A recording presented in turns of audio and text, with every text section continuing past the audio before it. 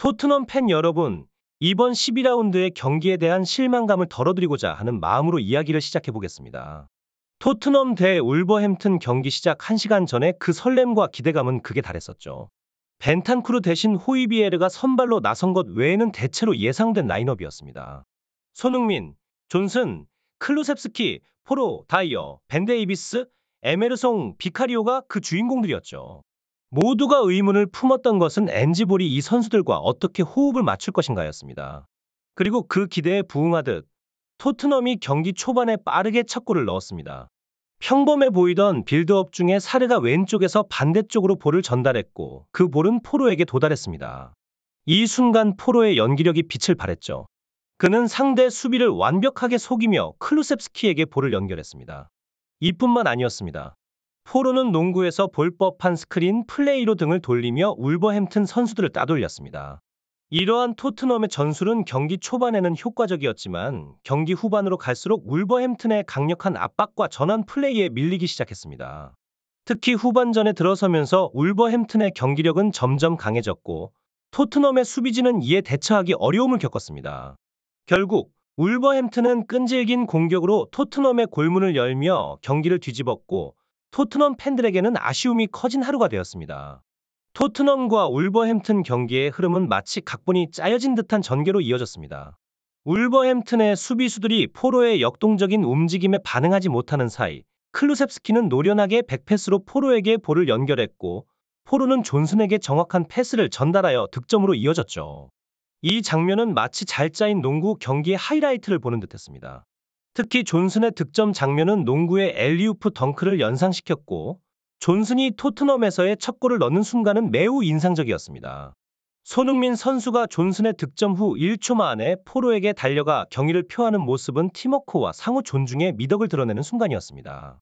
게임이 시작된 지 불과 2분 만에 퀄리티 높은 골이 터졌고 이는 토트넘이 메디슨 없이도 다양한 방식으로 경기를 풀어갈 수 있다는 것을 보여주는 강력한 메시지였습니다.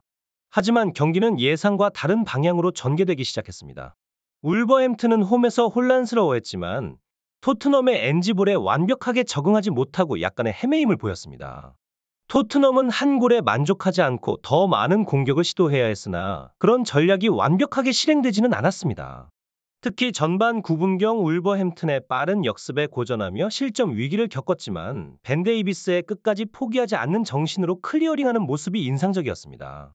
전반전 토트넘의 리드가 끝나갈 무렵 뭔가 이상한 기운이 느껴졌습니다.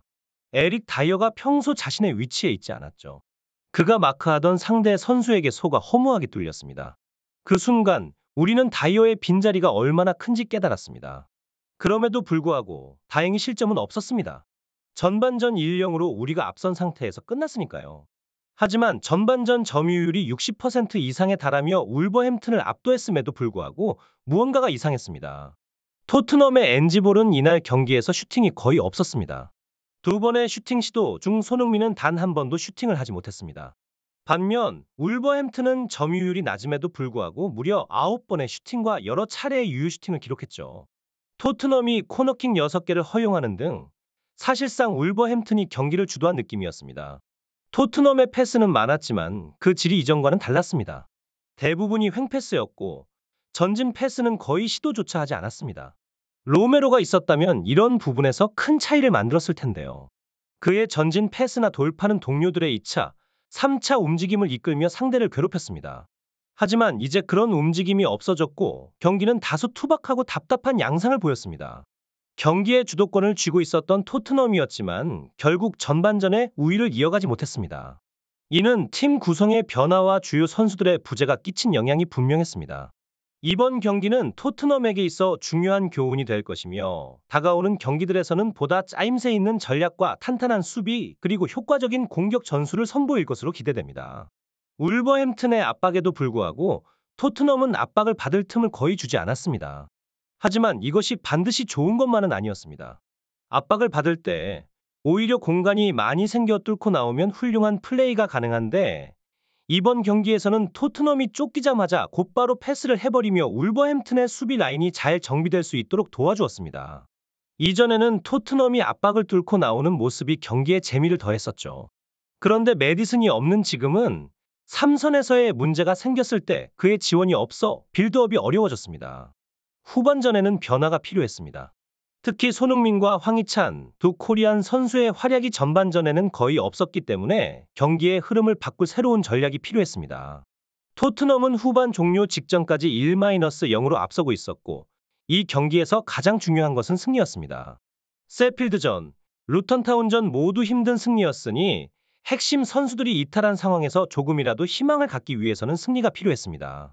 그래서 후반 중반에 벤탄쿠르를 투입하면서 경기의 흐름을 바꾸려고 시도했습니다. 사르의 역할이 달라졌지만 제대로 소화하지 못했고 벤탄쿠르가 좀 더 나은 활약을 보였습니다.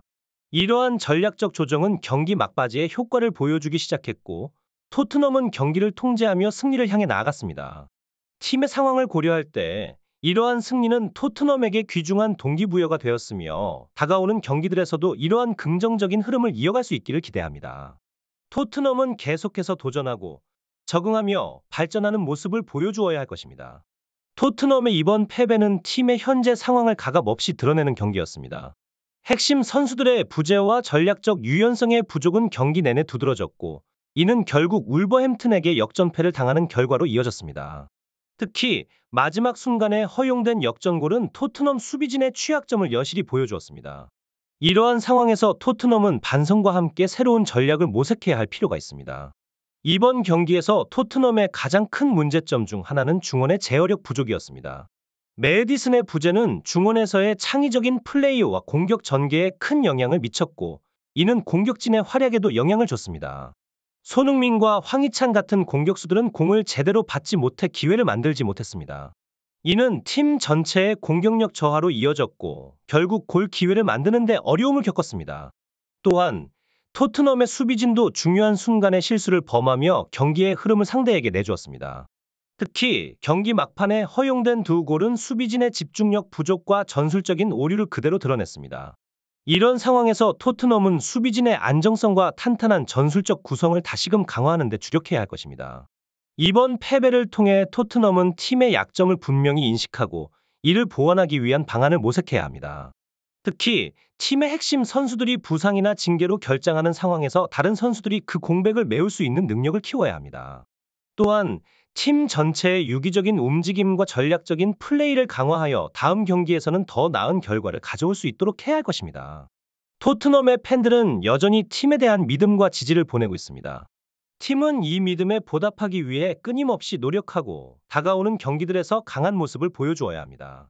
토트넘은 지금의 어려움을 극복하고 다시 한번 승리의 길로 나아갈 수 있는 잠재력을 가지고 있습니다. 이제 팀은 이 잠재력을 실현시키는 데 집중해야 할 때입니다.